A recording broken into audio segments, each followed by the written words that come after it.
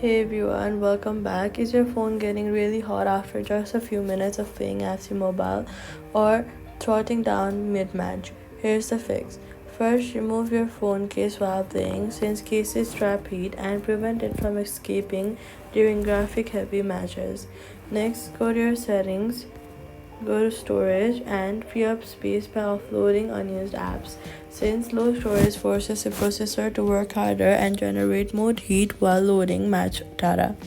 Close every other app in your recent app list before starting a match, since background apps and extra load on the processor. Avoid charging your phone while playing FC Mobile since charging and gaming together are the single biggest cause of overheating on any phone.